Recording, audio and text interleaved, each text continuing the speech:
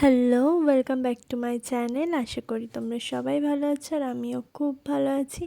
তো সবাইকে জানাই শুভ সন্ধ্যা। তো সন্ধ্যা দেওয়া হয়ে গেছে আমার, আমি চলে এসেছি একটু রান্নাঘরে।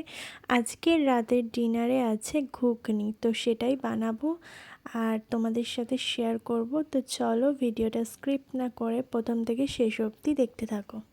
তো ফার্স্টেই ভেজে রাখা কড়াইগুলোকে দিয়ে দিচ্ছি প্রেশারে দিয়ে 3-4টে সিটি মেরে নেব, যাতে কড়াইগুলো খুব সিদ্ধ না হয়ে যায়। তো এদিকে ওভেন জ্বালিয়ে দিয়েছি, ততক্ষণ কড়াইগুলো সেদ্ধ হোক। আর এদিকে পেঁয়াজ আর আলু বের করে নিয়েছি, এগুলোকে কেটে নেব খুব ভালো করে। এদিকে আমার আলুগুলো কেটে নেওয়া হয়ে গেছে, আলু পেঁয়াজ টমেটো সব কটাই কেটে নিয়েছি। আর এদিকে কড়াইটা বসিয়ে দিয়েছি, ওভেনটা জেলে কড়াইটা গরম হয়ে গেলে এতে তেল দিয়ে দেব। এদিকে তেলটা গরম হয়ে গেলে তার মধ্যে দিয়ে দেব তেজপাতা, শুকনো লঙ্কা।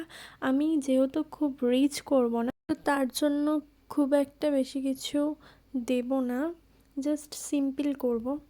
তো যাই হোক, ওগুলো দিয়ে দেওয়ার পরে একটু গোটা জিরেও দিয়ে দিয়েছিলাম। তারপরে আলুটাকে একটু ফ্রাই করে নেব ভালো করে, কিছুক্ষণ ঢেকে ঢেকে একটু আলুটাকে ফ্রাই করে ভেজে নেব। আর এদিকে আমি দেখছিলাম যে ঘুগনির মটরগুলো ঠিকঠাক সিদ্ধ হয়েছে কি, মানে বেশি সিদ্ধ হয়ে গেলেও সেটাও এক ঝামেলার ব্যাপার আছে, আবার খুব বেশি সিদ্ধ না হলেও সেটাও একটা ঝামেলার ব্যাপার আছে। তো ওই জন্যই আমি দেখছিলাম হাত দিয়ে দিয়ে। আর এদিকে হলুদ গুঁড়ো একটু দিয়ে দিলাম যাতে আলুটা সাদা না হয়ে থাকে। এবারে মশলাটা কষিয়ে নেব, তাই জন্য দিয়ে দিয়েছি পেঁয়াজ কুচি, টমেটো কুচি, আর এর মধ্যে দিয়ে দেব একটু আদা রসুন পেস্ট দেয়া হয়ে গেছে।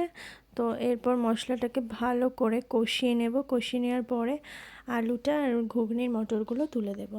তারপরে একটু জল দিয়ে দিয়েছি, এবার সিদ্ধ করতে দিয়ে দেব, তারপরেই তৈরি হয়ে যাবে গরম গরম ঘুগনি। তো আমি যেভাবে ঘুগনি করি সেটা আমি তোমাদের সাথে শেয়ার করলাম। তো চলো, ভিডিওটা ভালো লাগলে অবশ্যই লাইক কমেন্ট শেয়ার করে দিও। টাটা।